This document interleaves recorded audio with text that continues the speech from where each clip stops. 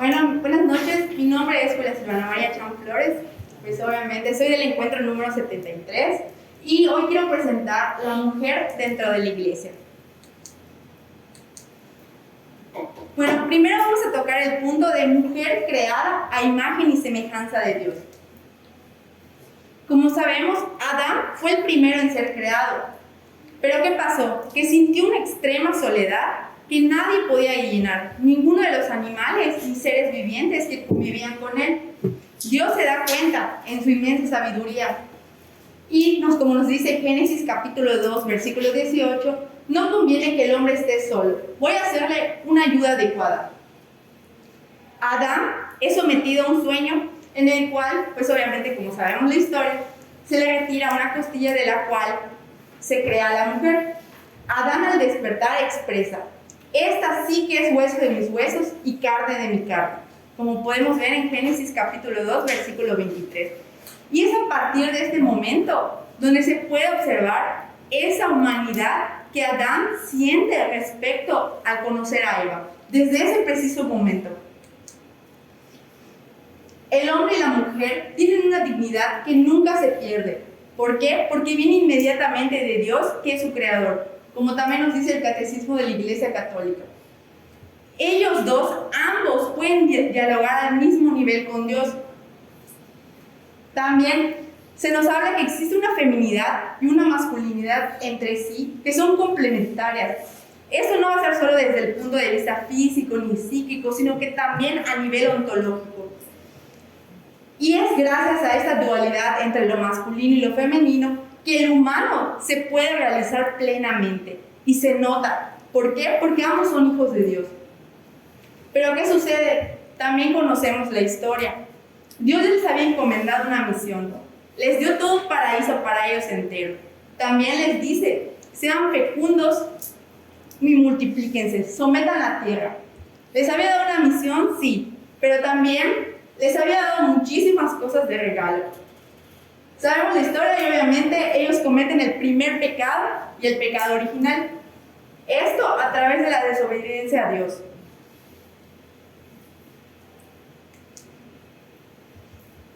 Y bueno, pues obviamente también, perdón, se me olvidó mencionar, que a través de esta relación, Dios les da una unión, un vínculo. Ellos dos ya no son solo uno, ya no solo Eva es creada para acompañar al hombre.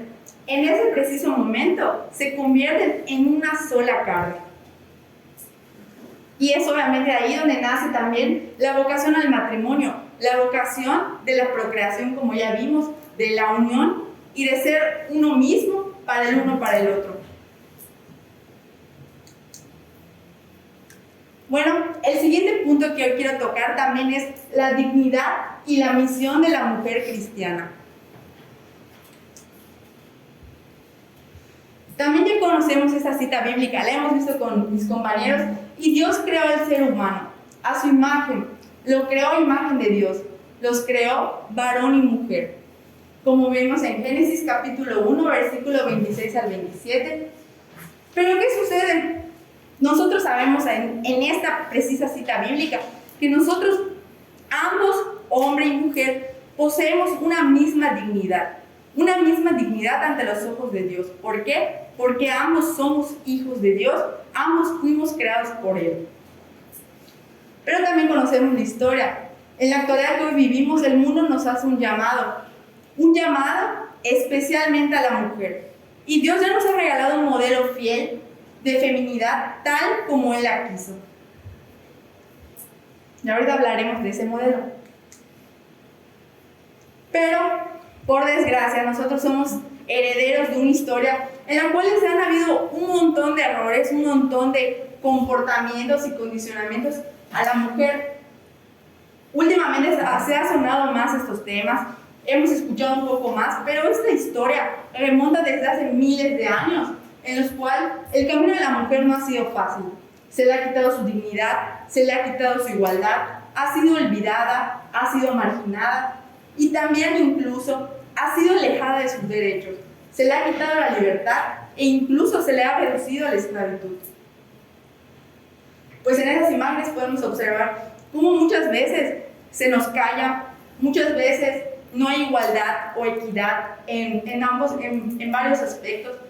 Incluso el papel de la mujer, que muchas veces es compañera del hombre, como ya vimos, igual que también eso se ha desmentido. También al momento de quitarles la libertad y reducir sus derechos. Pero, pues quiero presentarles una carta a la mujer escrita por San Juan Pablo II, el 11 de junio de 1995. En esta carta expresa a él su afecto y su gratitud por parte de la Iglesia y que tiene una misión especial. ¿Cuál es esa misión? Recalcar el mensaje de Dios a través del Evangelio. ¿Y qué nos dice? Te doy gracias, mujer. En esta se nos invita a reflexionar sobre los problemas sociales, las perspectivas que el sexo femenino está viviendo actualmente en el mundo y desde hace muchos, pero particularmente acerca de la dignidad y de los derechos de las mujeres. ¿Y qué pasa? Que muchas veces escuchamos la frase de que la Iglesia ignora muchos problemas sociales. La Iglesia no reconoce el poder de la mujer. Pero no, a la Iglesia nada del humano le es ajeno. ¿Por qué? Porque está formada por humanos. Nosotros somos los que conformamos esa Iglesia. Y bueno, existen muchísimos ejemplos de mujeres en la historia que han cambiado su vida, han dado un giro radical y han cambiado ese camino que tal vez ellas tenían previsto seguir. Pero al tener un encuentro con Dios, cambia eso radicalmente y comienza ahora una vida de servicio a los demás. Y también en esa carta se nos presenta cómo el Papa le da gracias a la mujer en varios ámbitos de su vida. Primero, como mujer madre. ¿Por qué? Por ser la sonrisa de Dios para sus hijos. ¿Cuántas veces, bueno, creo que todos aquí hemos al menos sentido esa sonrisa, o espero, porque pues a veces es lo más bonito que uno puede sentir? Y ese cariño, esa amabilidad que tienen, y muchas veces esa fuerza que no sabemos ni de dónde la sacan. La mujer esposa, que siempre está al servicio de la comunión y de la vida. La mujer hija y hermana, que también va a aportar al núcleo familiar y también al conjunto de la vida social, cada una de las riquezas del genio que posee. A la mujer trabajadora, que es capaz de conciliar razón y sentimiento, también de edificar estructuras económicas y políticas que son más ricas en la humanidad. Y por supuesto, a la mujer consagrada, con docilidad y fidelidad al amor de Dios, que va a ayudar a la Iglesia y a toda la humanidad para vivir para Dios. Ay, voy a respirar. Es que la verdad siempre da nervios hablar de Dios y más en temas así. Bueno, y principalmente esta carta nos dice: te doy gracias, mujer, por el simple hecho de ser mujer. La mujer en la sociedad, en la construcción de la paz, como interlocutora del hombre, y especialmente se recalca en esta carta el genio femenino, las características que también se le han ido asignando socialmente, pero que este genio femenino lo poseemos cada una de nosotras. ¿Pero qué es el genio femenino? Es el conjunto de dones como son la comprensión, la objetividad de juicio, la compasión que se hace presente en todas partes. Estos dones pues, obviamente son regalos del Espíritu Santo, que nos van a ayudar a complementar la comunión con el hombre, pero incluso a cuidar del hombre. Eso nos dice el Papa en esta carta. Pero ahora nos haremos la pregunta: ¿cuál es la importancia de la mujer en la iglesia? Seguramente muchas veces nos hemos preguntado y diremos, pues es algo que observamos, o tal vez es algo que no observamos y no nos hemos puesto a pensar en ello. Y pues aquí les quiero presentar al modelo fiel de ese amor de Dios creado en la mujer, a la Santísima Virgen María, esposa y madre. Ella es la única bendita entre todas las mujeres y es el verdadero modelo a seguir como mujer, y que nosotros tenemos ejemplo como regalo de Dios. Ella es un ejemplo de obediencia a Dios y a la fe. María acogió el anuncio y la promesa que le traía el ángel Gabriel, creyendo que nada es imposible para Dios, como nos dice el Catecismo de la Iglesia Católica en el numeral 148, pero también dando su asentimiento. He aquí la esclava del Señor, hágase en mí según tu palabra, como vemos en Lucas capítulo 1, versículo 38. Y esta cita bíblica nos pone a pensar muchas cosas.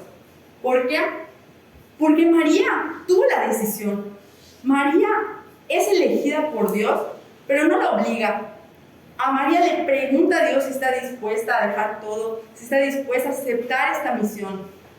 María tuvo miedo, María tuvo obviamente muchísimas cosas en contra, socialmente, familiarmente, físicamente seguramente también. Pero a pesar de eso, desde ese primer momento nos demuestra esa fe que ella siempre le tuvo a ese plan que Dios tenía, sin importarle todo lo demás, sin importarle todo lo que los demás iban a decir, pensar, no le importó nada. Durante toda su vida y hasta su última prueba, cuando Jesús, su hijo, murió en la cruz, su fe no vaciló. María no cesó de creer en el cumplimiento de la palabra de Dios. Cuando me puse a reflexionar acerca de este tema, realmente no podía creer todo lo que María había sufrido. Creo que muchas veces lo damos por sentado, pero realmente vio a su hijo morir en la cruz. Y muchas veces también, bueno, ahorita hablaremos igual de eso, pero la mujer ha sido juzgada por el pecado de Eva. ¿Qué nos decía? Por una virgen el mundo cayó en la desgracia, el pecado y el dolor. Por otra virgen se le da a la humanidad esperanza de redención. Si Eva representaba la muerte, la debilidad sexual y la desobediencia, María representaría la vida, la virginidad y la obediencia. Esta foto me gustó mucho. Para Jesús, encontrar el rostro de su madre en medio de tanta muerte seguramente fue pura vida. María, la que siempre le enseñó a esperar todo de Dios, la dueña de una fuerza inagotable. Jesús sabía que había sido feliz y que incluso en los peores momentos ella estaría allá. Ella estaría acompañándolo, sufriendo cada paso que lo obligaban y cada golpe que él recibía. Y me puse a pensar, ¿cuáles habrán sido los pensamientos de la Virgen María en esos últimos momentos de la vida terrenal de Jesús? ¿Habrá recordado su camino a Belén, las patadas de su bebé en su vientre, los primeros pasos de su hijo, los cantos de cuna antes de dormir o el momento de amamantar, o al mirar tanta sangre corriendo por sus piernas, recordar esa noche de parto apoyada en las manos de su esposo San José? Y me quedé con la conclusión de que María sabía y nos enseña que dejar también es amar. Dejar que la voluntad de Dios se cumpla. Dejar nunca fue para ella abandonar. Ella siempre dejó partir a su hijo en la misión encomendada por su padre, pero ella jamás lo abandonó. Ni un solo día, y menos en ese peor momento. También tenemos otro modelo que es María Magdalena. La mujer samaritana, como hemos visto muchas veces en los pasajes bíblicos, fue la primera en conocer al Mesías, como vemos en Juan capítulo 4, versículo 1 al 42. Pero también otra mujer es la primera en anunciar a Jesús resucitado. María Magdalena fue la primera que vio el rostro del resucitado entre los muertos, la primera a quien Jesús llama por su nombre. Ella acude por primera vez al sepulcro, siente una tristeza y una desilusión en su corazón porque no encuentra a Jesús, pero ella no se rinde, es perseverante, es fiel a Dios y acude por segunda vez. Para ella, imagínense, después de haber sentido tanta angustia, desolación ante la pérdida de Jesús, siente un gozo al verlo vivo. Y vemos esta transición en este pasaje bíblico. Se han llevado del sepulcro al Señor y no sabemos dónde lo han puesto. En Juan capítulo 20, versículo 2, Rabboni, es decir, maestro. en Juan capítulo 20, versículo 16. Aquí se puede notar cómo del llanto al gozo, de la muerte a la vida. Ese es el testimonio de María Magdalena. Y todos también sabemos la historia de que la juzgaban. ¿Por qué? Porque, bueno, según dicen las escrituras y algunos textos que estuve leyendo, ella poseía una enfermedad muy fuerte. Por eso en la Biblia se menciona que fueron sacados de ella los 7 demonios. Y en ella entró el cielo. ¿Por qué? Porque Jesús creía en ella. Jesús la agarra para continuar esa misión que él sabía que ella podía realizar.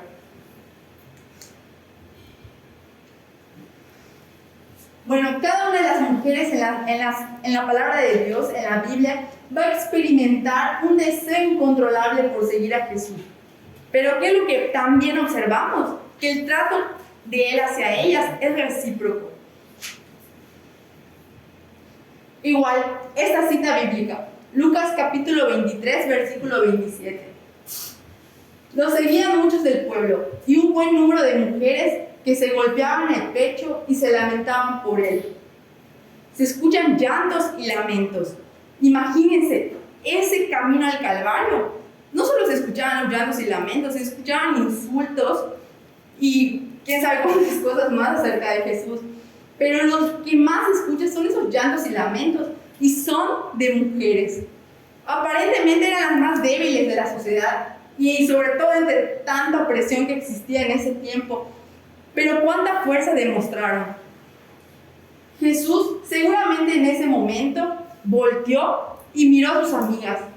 ¿Y qué fue lo primero que creen que habrá pensado? Pensaba en darles palabras de aliento, seguramente también quería consolarlas, porque sabía que aún tenían muchísimo camino por luchar y por seguir, pero también quiere abrazarlas. A cada una de esas mujeres, a las enfermas, a las sanas, a la viuda, a la madre, a la hija, a la hermana.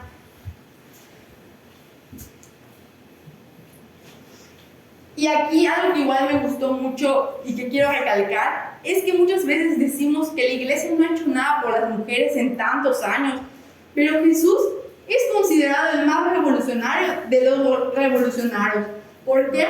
Porque con su supuesta bondad y su humildad la ha puesto en práctica, la ha llevado a la vida y se ha demostrado en todas las Sagradas Escrituras. ¿Por qué? Porque Jesús, en lugar de herir y lastimar, es capaz de curar, sanar y consolar. En lugar de devolver el golpe, Él tiene la capacidad de perdonar sin condiciones. Creo que muchos no la poseemos todavía. En lugar de emplear la violencia, Él estuvo dispuesto y aún está dispuesto a sufrir. En lugar de odio y de venganza, Él nos trae amor y bienaventuranzas. Y en lugar de exterminar a los enemigos, Él es capaz de amar a los enemigos. Y como vemos en la historia, ¿cuántas veces no nos habíamos puesto a pensar en ese papel que desempeña la mujer? La mujer fue la primera que consiguió el primer milagro de Jesús. La mujer fue la primera en lavarle los pies a Jesús, incluso antes de que él lavara a sus apóstoles. La mujer es la primera en encontrar el sepulcro vacío. La mujer es la primera en encontrar al resucitado.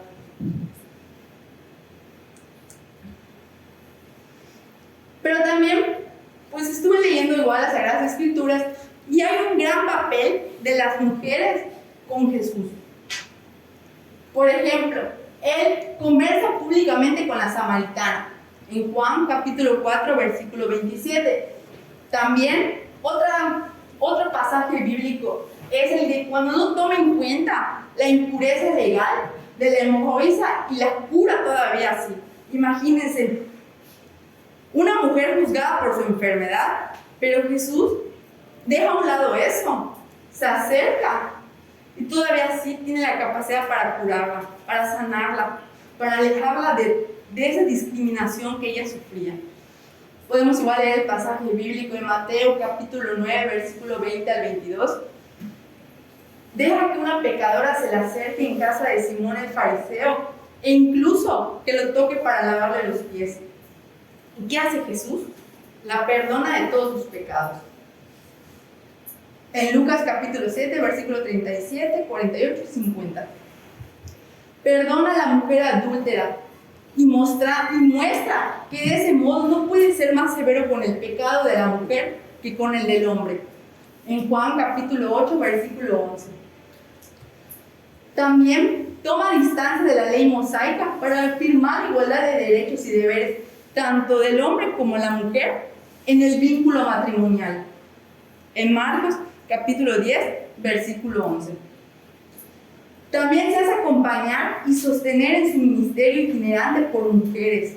En Lucas capítulo 8, versículo 2 al 3. También le encarga el primer mensaje pascual. Incluso avisa a los 11, su resurrección por medio de ellas. En Mateo capítulo 28, versículo del 7 al 10. Y bueno, estos son pasajes bíblicos, todavía los podemos leer más a profundidad. Obviamente no los traje para no alargarnos mucho. Pero estos pasajes son pocos comparados, sí es cierto, con todas las menciones que se hacen de los hombres. Pero créanme que estos pasajes son lo que marca esa historia que tanto nosotros conocemos y que nosotros profesamos y llevamos a los demás. Y ahora la pregunta que también siempre nos hacen o queremos mencionar: ¿existe el feminismo católico? Bueno, en los últimos años se ha dado a conocer nuevas formas para afrontar esta cuestión femenina. Si bien ha habido una lucha durante muchos años, aún se sigue luchando. Han habido cambios. Hace 2000 años, pues como vimos, Jesús era revolucionario. ¿Por qué? Porque en esa época no podían las mujeres ni siquiera acercarse a los hombres, ni siquiera mantener una conversación, no podían salir de su casa, no podían dejar al esposo. Y Jesús se acerca e incluso las hace parte de su grupo. Pero existen ahorita dos cuestiones que están pues muy presentes. Como les digo, ya han habido cambios con la lucha, con mayor información acerca de esta equidad entre hombres y mujeres, pero hay dos corrientes. Una, que es la subordinación de la mujer. ¿Qué nos dice esto? La subordinación, que para la mujer sea ella misma, es necesario que sea antagonista del hombre. Eso nos dice esta corriente, que los abusos de poder van a responder con una estrategia de la búsqueda del poder también. ¿Y cuál es el problema que surge de esto? Que este proceso pues obviamente nos va a llevar a una disputa o una rivalidad entre ambos sexos, tanto el sexo femenino como el masculino. Y según esa tendencia, la identidad y el rol va a tener una desventaja sobre el otro. Y la otra es que hay dos maneras de comunión en la sociedad. Una donde la mujer forma parte de la estructura viviente del cristianismo, y otra que va a afirmar que la feminidad va a pertenecer simplemente al patrimonio constitutivo de la humanidad y de la misma iglesia. Entonces, ¿esto qué significa? Que la liberación de la mujer existe una crítica al evangelio de Dios, debido a que, según esta corriente, Dios es puramente patriarcal y además hay una cultura machista en la religión católica. Y pues todo esto obviamente se ha desmentido con ese trabajo. Para nosotros no existe ese feminismo, no hay el feminismo católico. ¿Por qué? Desde el inicio se los dije. Porque somos creados a imagen y semejanza de Dios y con la misma igualdad y el mismo valor de hijos de Dios. Para Dios, para el Papa también nos dice: herir a una mujer es ultrajar a Dios, que tomó la humanidad de una mujer a través de ¿quién? De la Santísima Virgen María. Y como vimos igual, el primer hombre que defendió a las mujeres de tanto violencia física, social e incluso religiosa fue Jesús, el mismo Hijo de Dios. Imagínense, tuvo en relación con las mujeres una actitud de apertura, de respeto, de acogida y de ternura. Por lo tanto, en esa actitud donde él demuestra esa relación con las mujeres, se ve revelado el plan de Dios ante esta igualdad entre el hombre y la mujer. Por lo tanto, desde el inicio de los tiempos con Jesús, Él honraba en la mujer la dignidad que tiene desde siempre, en este amor que Dios nos ha demostrado. Bueno, y de la carta apostólica Mulieres Dignitatem, escrita por San Juan Pablo II, se puede extraer que todo aquello que vaya a negar esta igualdad entre el hombre y la mujer va a negar también el designio de Dios y por lo tanto va a formar parte de ser un pecado. Por el contrario, todo aquello que intente afirmar en los comportamientos personales o en la organización de la vida social o eclesial la verdadera y justa equidad, igualdad entre el hombre y la mujer, va a estar en la línea con la voluntad de Dios.